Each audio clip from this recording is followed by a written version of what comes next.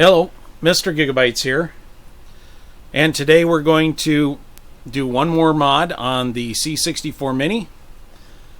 And what that is we're going to add 3 more USB ports. Well, technically we're only going to add 2 because we have to use one. And we're going to do it without any soldering at all, but we're going to make it look nice and build it into the case. So what I've done, I went ahead and I bought a 4-port USB hub. Now, one of these ports we're not going to be able to use, but we're going to these 3 ports we're actually gonna put out through the back of the Mini, and we'll seal that down. We'll secure that down with either hot glue or something else. But these will go out the back of the Mini. We're going to drill a hole in the side where the cable will come out, and we'll connect this up to this other USB port. Now, I could do it a little bit differently, and I could disable this port and solder pins to this, desolder this port and put pins in. But honestly, I don't really feel like doing that much soldering for this project.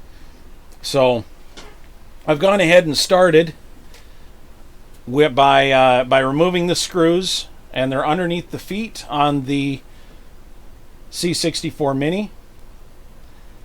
And so we can just pop this off. The LED connector is secured up here, so I've gone ahead and popped that out too. We have to remove this weight in order to put the this unit in here. So I'm just going to go ahead and do that, and that just comes out with 2 screws.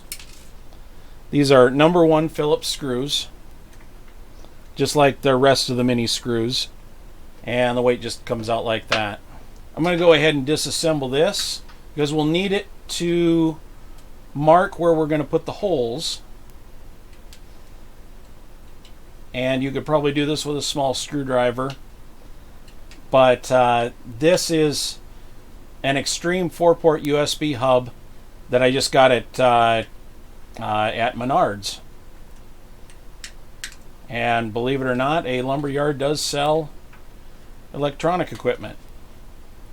But there are similar ones all over the internet on eBay and Amazon. So these are not hard to get, and they're not very expensive. This happened to be $5. So I went, what the heck. This is about where it's going to sit. And what I'll need to do, there are some tabs here on the Mini, and we need to position this so that these actually clear the tabs. So right about there. I'm just going to use a pencil to mark where that's going to stay. Now that I've got that marked off, I'm just going to check it for size and placement.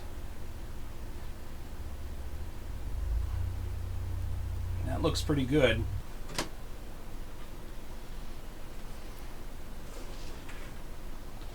So we use this cutoff wheel on this rotary tool, and this is just a multi-speed, pretty inexpensive rotary tool, like a Dremel, and we'll give this a shot.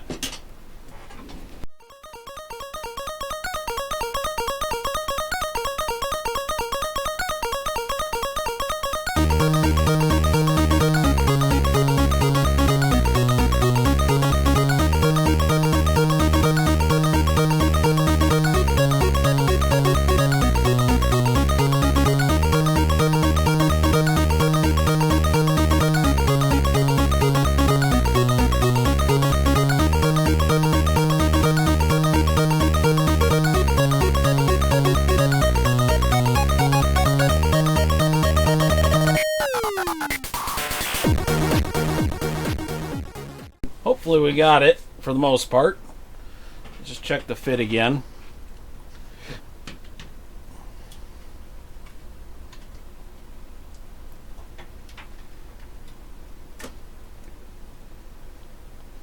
It's looking pretty good there.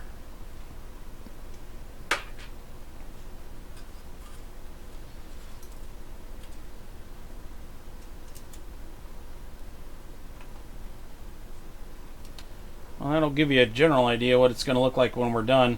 But I'm going to have to clean that up a little bit with a razor blade. So we got quite a bit of burrs here that I'm going to clean up. And once that's all done, that should fit in nice and tight. If I measured it right. If we have to, we'll put some hot glue on there to secure it in place. But this particular one has these tabs around all four sides, and if we at least capture two of them, plugging in and unplugging a joystick shouldn't be, it shouldn't actually make this move much at all. Probably put some hot glue on the inside. So I'm going to go ahead and do that, and then we'll continue on. So while we're waiting for my hot glue gun to warm up, I'm going to drill that hole that we need in the side. The cuts aren't perfect, but that's alright, they'll work. What I want to do, because you don't want to chop this end off or desolder this end, you want to drill right at the seam. And I'm using a bit that's pretty much the same size as the cord. So you want to hold the case together while you're doing this.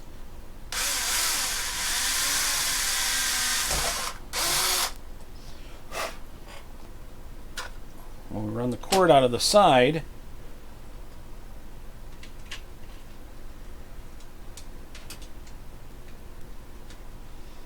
we don't want to have to remove one end or the other. Like I said, we don't want to do any soldering of any kind in this particular project.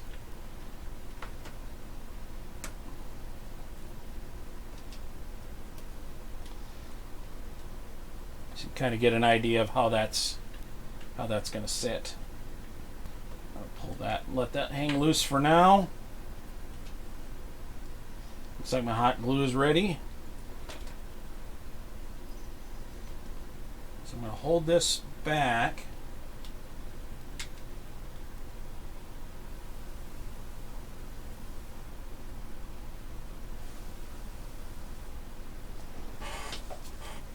Let that cool off a little bit. Still need a little bit more hot glue.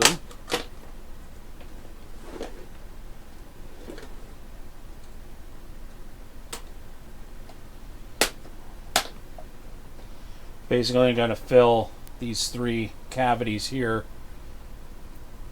with hot glue so that it doesn't move. I'm not worried about it being pushed back so much as I am when you pull it out. You don't want the board to move out of place. So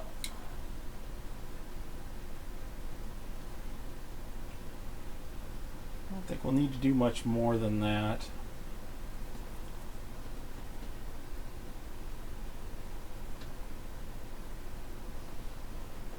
Once that hot glue dries, or cools off actually. That board isn't really going to go anywhere. At this point, I'm going to replace the main board, being as we're done cutting into the case, or we should be.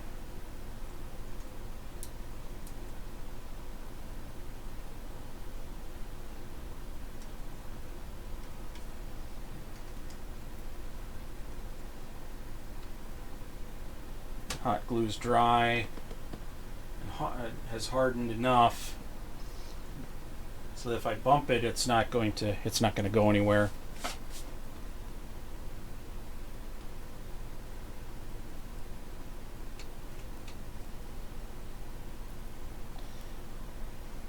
I'm gonna, before I rerun this cable, I think what I'm gonna do is put the weight back into it. But of course there's nowhere to secure it down. If you try to put it back in the same place, of course it doesn't fit in with the board. So what I'm going to do is we'll use some hot glue.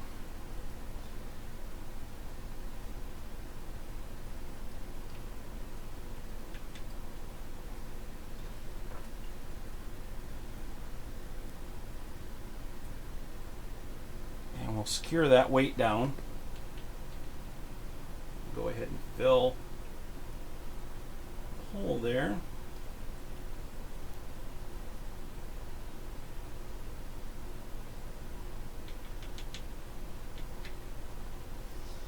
And create a little, basically a little way to secure that. So once that hardens, it'll be very difficult for it to fail. Get the cable length adjusted so that only just enough comes out.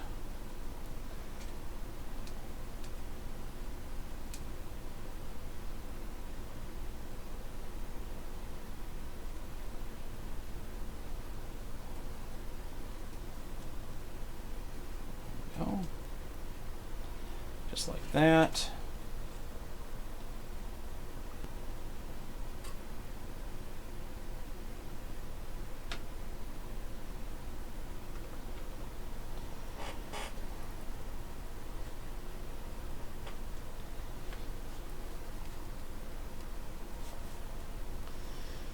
And there we go.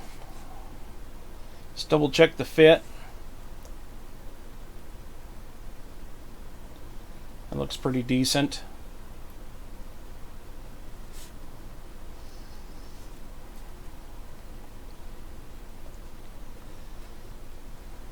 And we'll go ahead and start screwing this back together.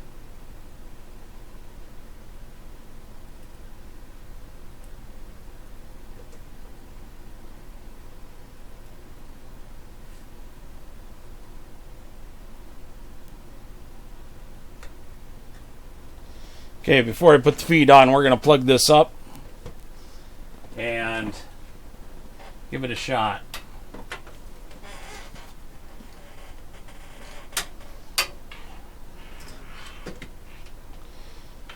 And I'm going to plug the joystick into the actual hub here.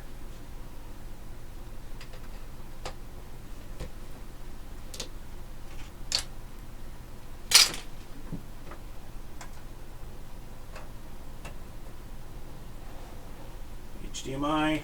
Now, one thing to note is for power, now that we're running an unpowered USB hub, so for every device you want to plug into that hub, you're going to want another 0.5 amp of power to be able to deliver to that device. That's not to say that the devices are going to require that. However, you don't want to underpower the Mini, and that requires 1 amp. So we have 2 additional ports on here, so you're going to want another amp. So you'll want probably a 2 amp or a 2.5 amp power supply. And we're going to change the channel to HDMI. Alright. Let's see if this works.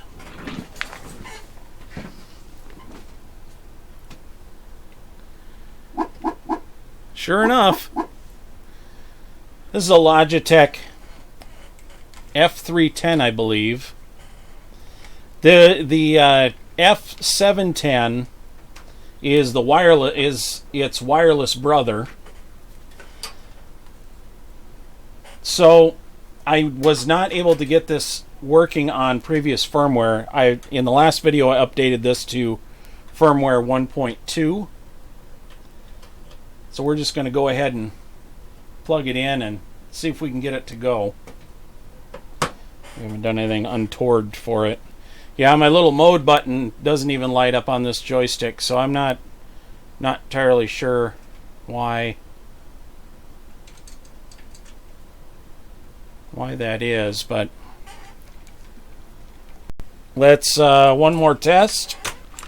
Let's do one more test here. And I'm going to plug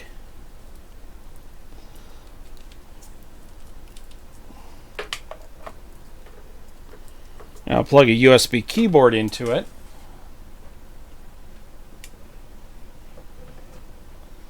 I'm going to use this side port here.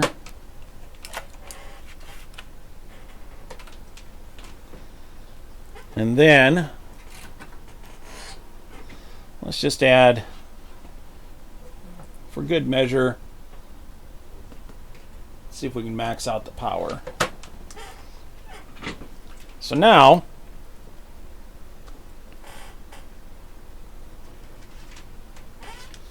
first of all, there's some games. So it's definitely seeing the joystick and the USB drive. So let's just go into basic here and type some stuff.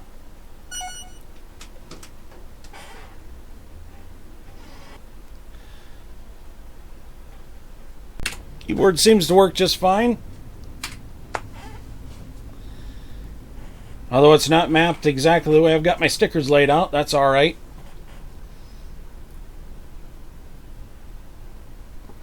That can always be changed. But yeah, we've got everything that I want to have plugged in, and everything's working great. So thanks for watching.